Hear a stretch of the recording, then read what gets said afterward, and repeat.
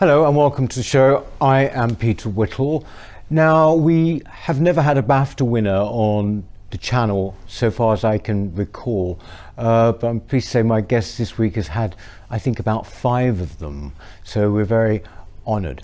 Graham Linehan, he's one of our greatest comedy writers, responsible for the IT Crowd, for Father Ted, for Black Books, and many, many others. Obviously, he will also be known to you for his campaigning on the rights of women and on the transgender issue, which caused him, well, actually, Graham, you paid a heavy price, didn't you, for that? Yeah, I'm still astonished that I have paid such a heavy price. It seems like a very uncontroversial thing to say that, you know, men shouldn't be in women's prisons, in their changing rooms. Yeah. Children shouldn't be sterilized and mutilated in gender clinics. But yeah, there was never, from the moment I started speaking about it, there was no support from other people in the entertainment industry, and I was left isolated, and it was much easier to smear my name, cast me as a bigot. And yeah, here I am. Yeah, but you're talking about basically, what, 4 years ago now? Six. Started 6 years ago, around the time I had. And from that moment on, really, I mean, because I should mention, by the way, that Graham's book, Tough Crowd, this one here, which is available now, it came out in October, really details all of this. And the point has been made, isn't it, that it's sort of like a book of two halves. You've got pre-2018 and then after. Yeah. What was it initially, actually, Graham? What was the actual thing that, you know, really started this kind of shocking experience? What was the... It was just a growing awareness that women were being bullied online for having perfectly normal opinions about their rights and about the rights of trans people. But I no longer use that term, trans people, because I soon discovered that trans did not actually refer to transsexuals. And of course, in the early days, we all thought that that's what it meant. Yes. But of course, you know, the more I examined the issue, the more I realized they were talking about transvestites. And, you know, I think you could perhaps make an argument that a fully transitioned man, you know, who presents as a woman, I think you could make the argument, I don't agree with the argument, but you could make the argument that such a person could be allowed into a women's space. I can see that argument being made. I've got a hard line on it now because I just think that if you give an inch on the issue of women's spaces, men have proved that they will take a mile. But you know, the idea that mere cross-dressers should be allowed into women's spaces, I just found, once I realized that that's what was being proposed, I was outraged that it was even being suggested. And then as time went on, it just kept getting worse. And you know, you would see men in women's prisons, men in women's sports. None of them have transitioned, all fully intact. And isn't it right that they don't actually do that really very much now, that people are actually bothering to have what we call the full operative? Oh yeah, the percentage is something like 70 or 80%. I need to check out that percentage, but yeah, and the definition of trans or transgender in the, I think it's in the Equality Act, is someone who has transitioned or is thinking of transitioning. Now the problem with that is that anyone can say they're thinking of transitioning, you know, and you know, one of my early contacts in all this was a group of transsexuals who were mortified by this change and thought that it would actually undermine the rights that they had arrived at up until that point. And of course, that's turned out to be true. You know, you know, the backlash against this is starting. Well, I say starting, but I think it's probably in full flight now. And because of the teaming of these often heterosexual men with gay people, the support for gay rights is actually going down. In fact, in the paper today, I think, or on Twitter, I saw across the board support for gay rights, or whatever, has gone down from 72 to 66% or something. Yeah, and it's because mainstream gay and legacy gay organizations have absolutely failed to call out the huge amount of men in this movement who are, excuse my language, taking the piss. Yeah. You know? Yeah. So it's been a disaster. And also there's a second way in which it's destroying the gay community. And that's the sterilization and mutilation of a whole generation of gay youth. Yeah. Who have, who go through puberty. Many gay people go through puberty, and for everyone, puberty is it can be a traumatic experience. But they're being told that the trauma arises from the fact that from the idea that they've been born in the wrong body. Yes. And that's a incredibly homophobic thing to suggest. And it's led to the biggest crisis in gay health since AIDS. I say so. I mean, I know it's been said many times before, but classic one being, it's like going back almost to a Victorian idea, that if you are kind of a feminine young boy, that you're obviously really a girl. Yes. I mean, the amount of times as a gay man I heard that at school, and you sort of think, we're back there, or a tomboyish girl. Yeah, absolutely, absolutely. And one of the I know many lesbians who are in despair at what's been done to the lesbian community, a community that's already very small and is kind of vanishing because there's no spaces for them anymore. I have a friend, Jenny Watson, who tried to do a speed dating night for for her fellow lesbians, and it was disrupted by protesters, Right. So we have a situation now. It's 2023, and lesbians can't meet up without being abused by men. Yes. So, as you say, it's like the darkest days of homophobia again.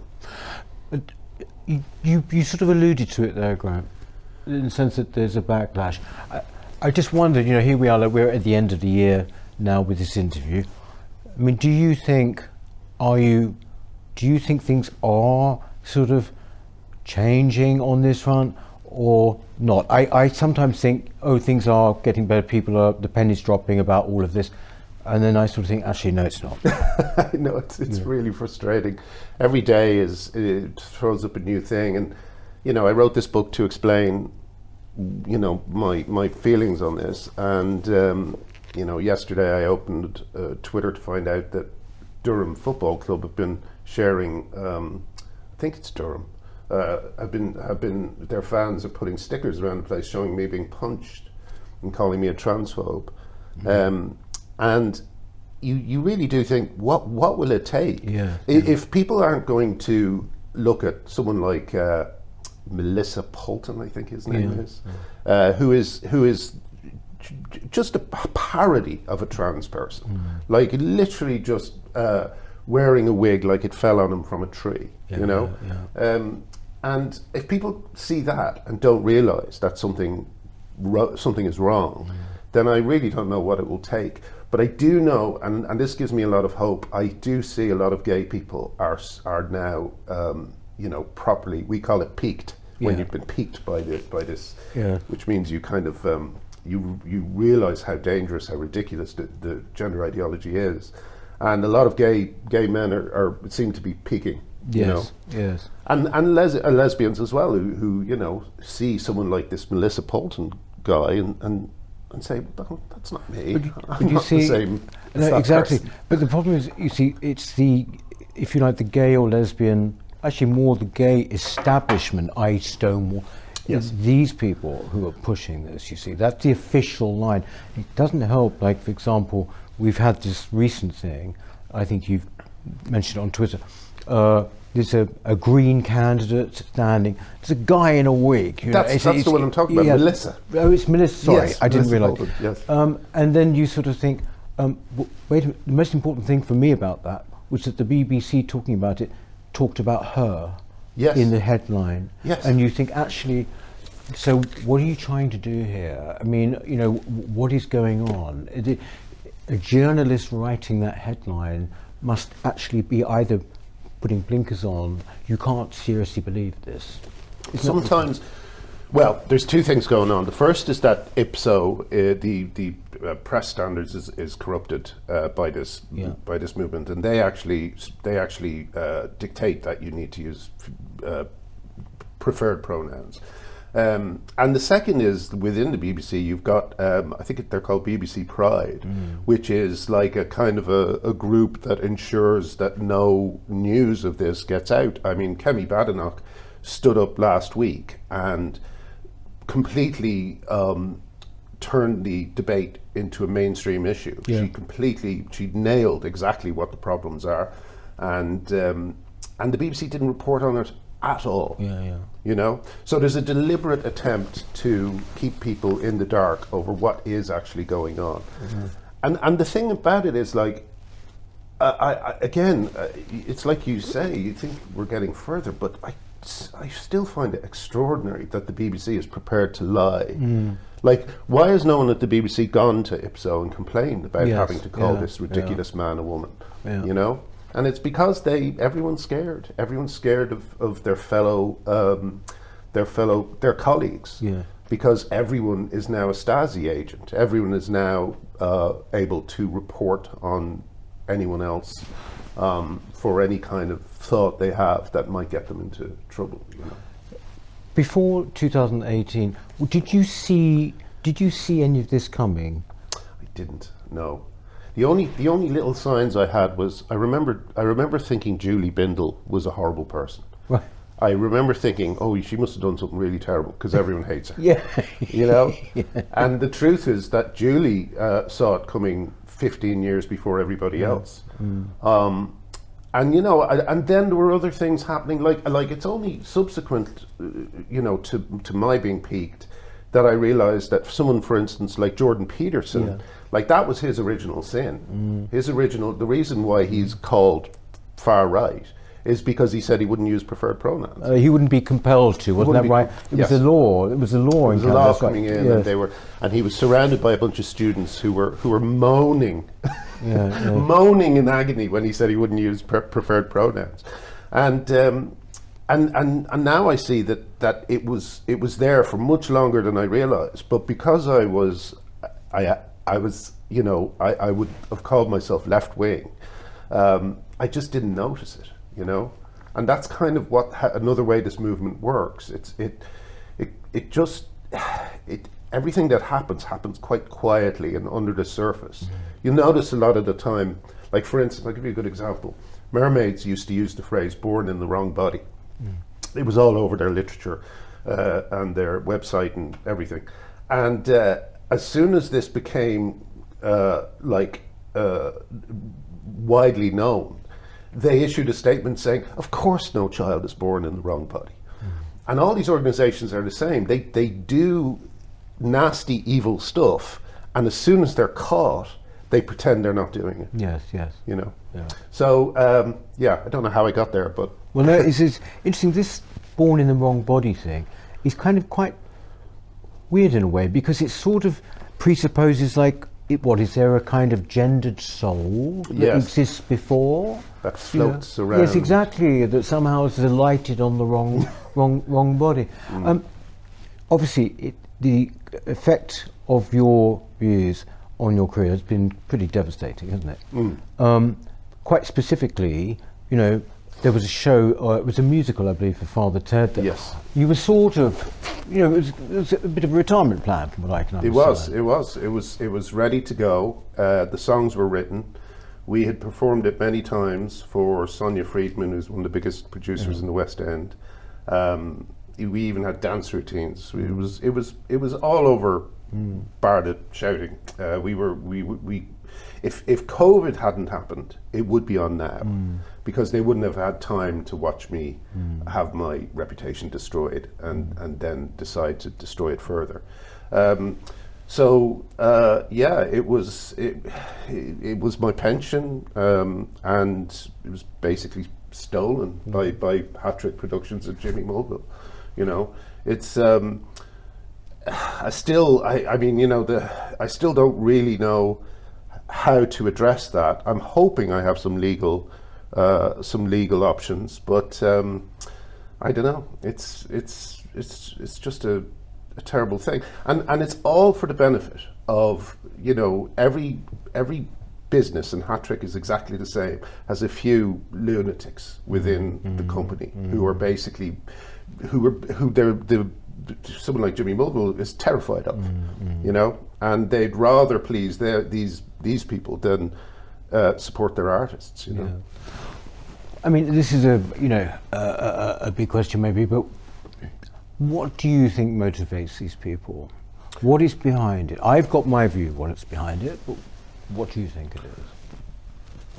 Well, there's a couple. Again, there's so many different things going on. Like, you know, firstly, Stonewall needed a new cause. Yes. And they needed a reason to pay their money, CEOs, their six-figure fees.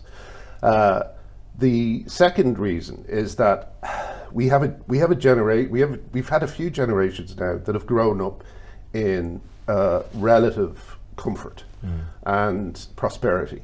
Like from the 90s to the early 2000s, it was a bit of a golden age, you know, like, or you might say, I don't know, mid 80s maybe. It was a bit of a golden age, and people, you know, teenagers and young people are always the same. They want a cause, and trans came along, and it was just a cause they could adopt. And because people are quite simple.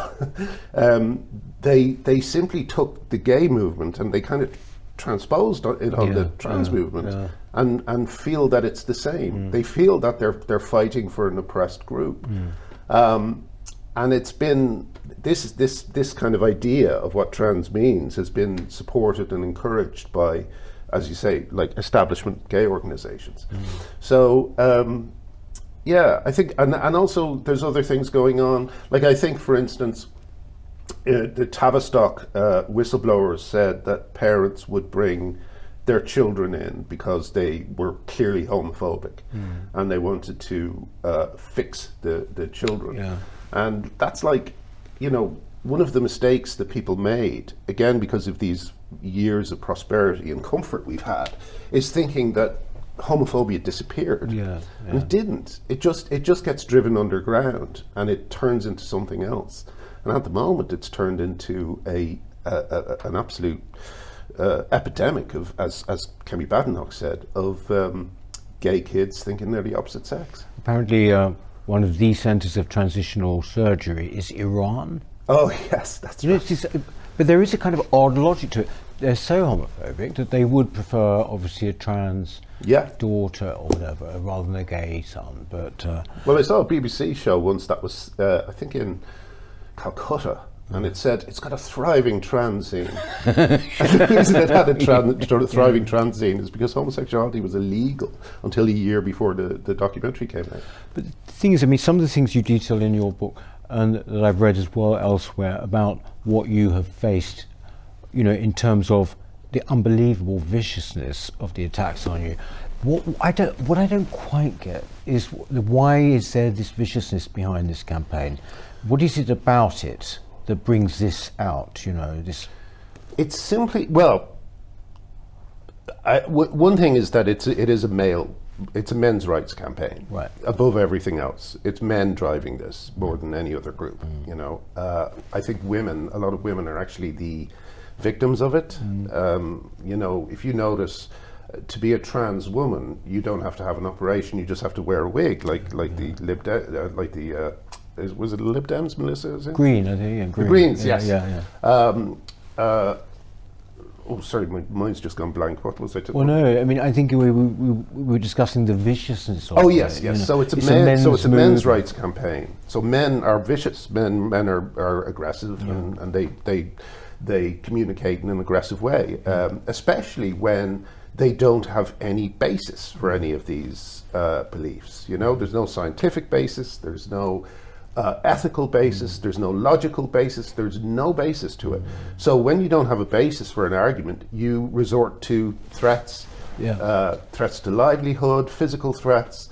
You know, it's all they have because they don't have any arguments. Do you think that when you look broadly now at the comedy scene, the effect generally there has obviously been, I think the word is chilling, isn't Yes.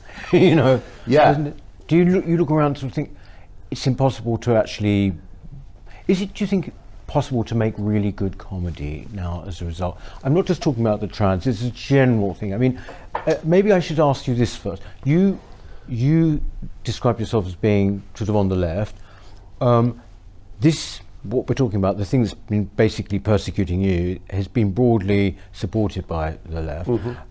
Has that meant that you have looked at all of your worldview? You know, has it changed your, you know, because there, you know, once one bit goes, then maybe you start looking at other bits. I don't know. Yeah, well, you know, I'm not trying to kind of I am here. recruit you to the conservative cause. don't worry, but I'm just interested. No, well, yeah, there were a few.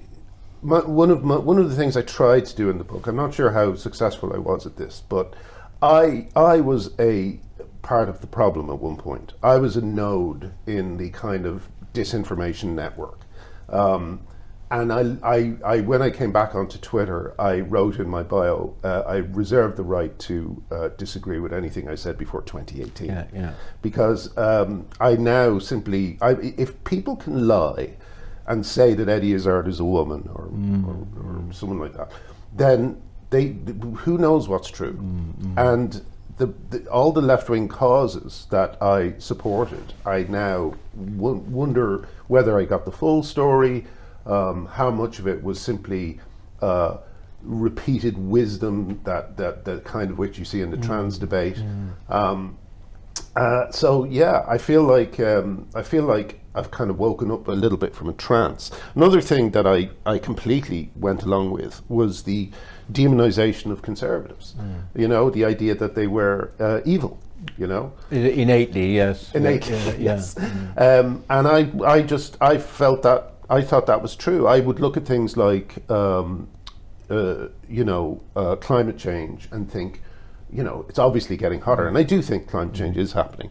But, you know, the idea that people couldn't be fighting for, to find a solution outraged me. And I thought the only explanation was that people not doing anything about it were evil or denying it and so on. And now I realize that, you know, there's a few, again, as with everything, there's a few things going on, and I really don't see that you know, net zero targets will work unless we somehow find a way to stop cows farting. You know. But I mean, therefore, carrying on from that, the whole woke. I mean, I'm being very simplistic. You know what I mean. When I talk about the woke ideology, if you can call it an ideology.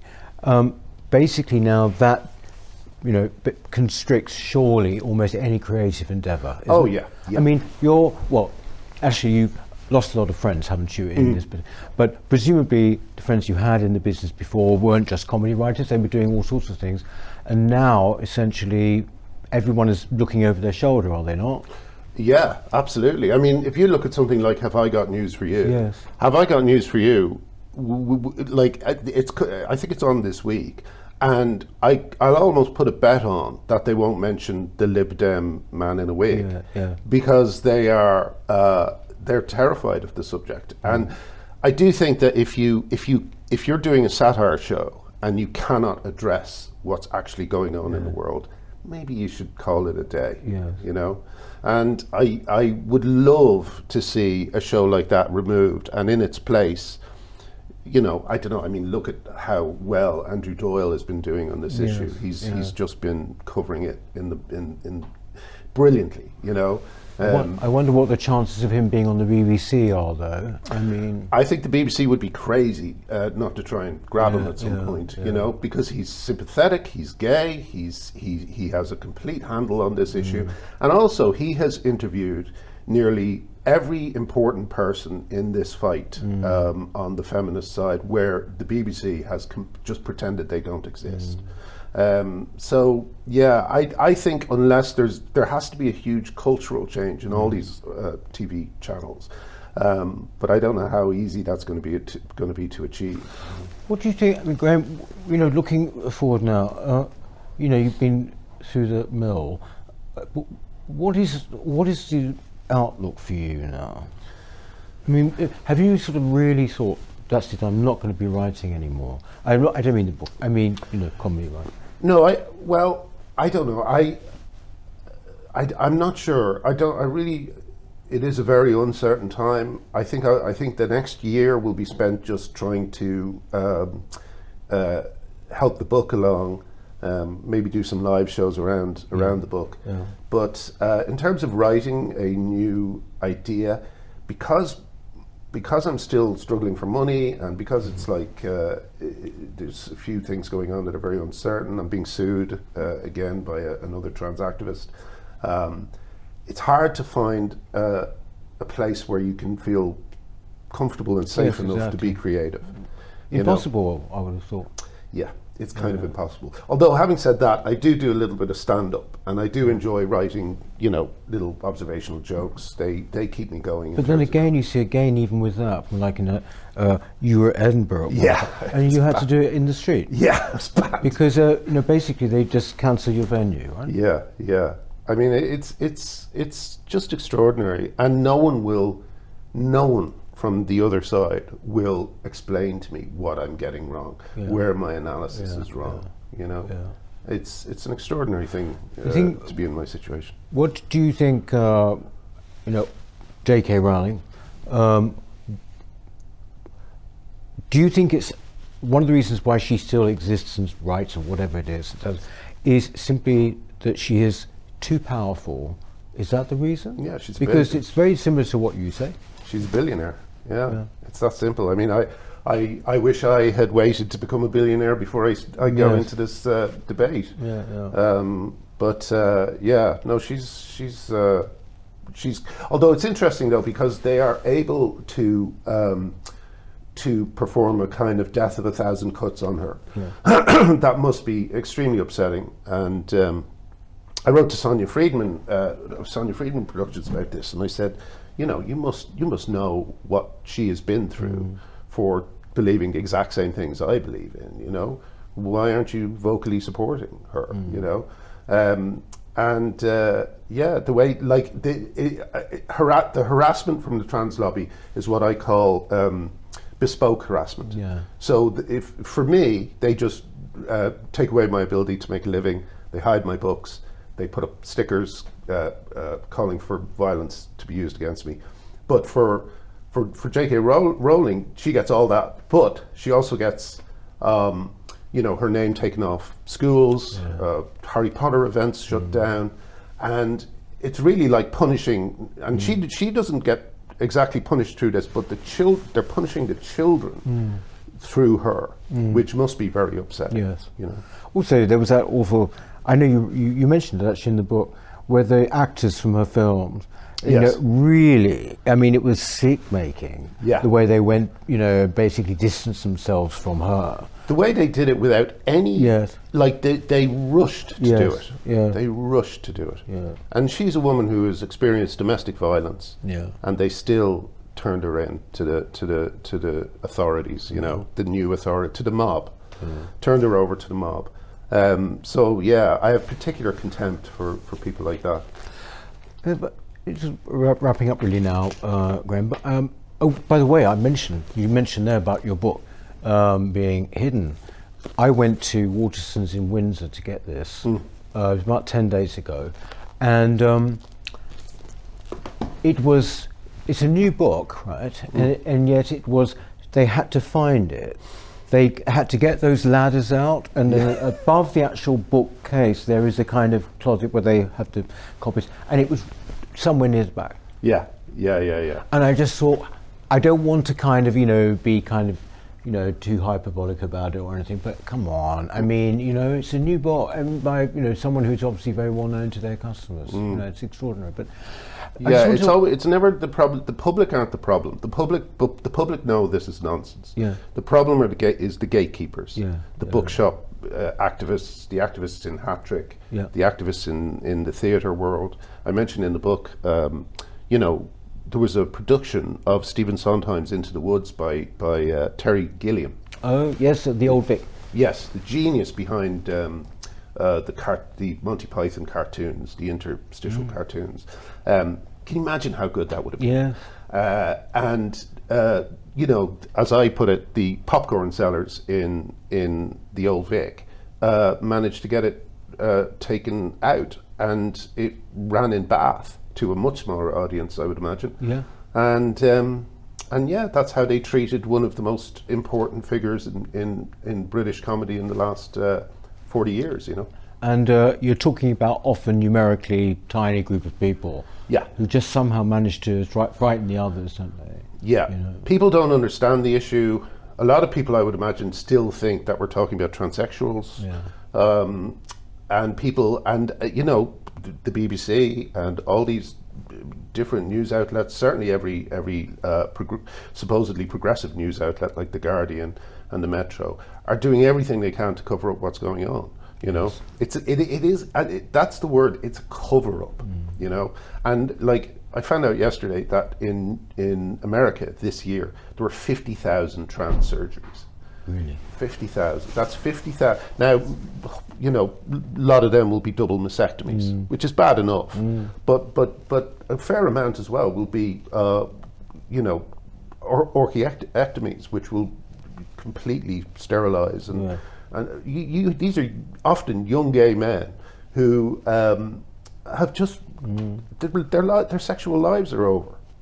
There's a fellow who had on actually here called Ollie London, who he nearly went the whole hog, but he sort of drew back, and now he said thank goodness, he did everything else, I have to say. Yes. So slightly, that's right. He changed his face. That's exactly to look Korean.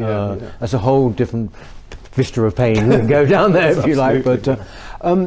And he's become an incredible activist for. Oh, he has. Yeah, against this stuff. He's been great. On that note, actually, if you could sum up what in an ideal world tomorrow, what would you like to see done?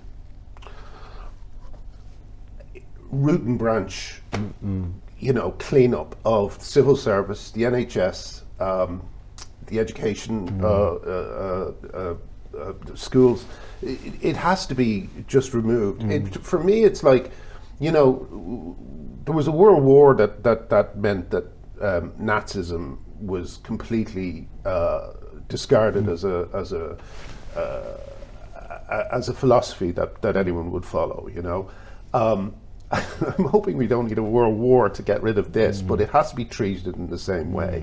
It's an extraordinarily homophobic, misogynistic movement, and it is completely rooted into all these institutions across society. It has to be removed, and it's removed in ways like the NHS using phrases like your sex assigned at birth, or sex, even just your sex at birth. These phrases have to be removed from all official documents, because people see them and think that, I have to speak like this, and they are like little symbols of a completely ridiculous worldview. Not just a ridiculous worldview, but a homophobic one. Yes. And the very people who think that they're helping gay people by supporting this movement are actually causing a huge amount of harm. Yes, I agree totally. Sorry, no, thank you very, very much. What he already knows. Thank you very, very much, Graham, for that. The book, again, here we go. Tough Crowd, Graham Linehan. And basically it is available in bookshops. You just have to find it. Don't take their word for it. And or on Amazon, of course. Would you answer just a few questions for our members? But in the meantime, thank you very, very much indeed, Graham. Thank you. And we shall see you next week. Yes, we will. Okay, take care. Bye. Hello. If you're enjoying the New Culture Forum channel and you believe in our mission, may I invite you to join our membership scheme at the link below or on our website, newcultureforum.org.uk. Our work is more important now than ever, and we have great plans ahead for the future, but we can't do it without your support. From as little as £3 per month, you can help ensure that we continue on our mission. As a member, you'll receive a range of benefits, including access to exclusive content, invitations to our private events, including here at our studios, free copies of our books, and much, much more, including, of course, our famous NCF mug. If you aren't able to become a member, then please help us by clicking this button and subscribing to our channel. It's completely free. Just remember to also click the bell icon so that you can get notifications when we post new videos. Thank you.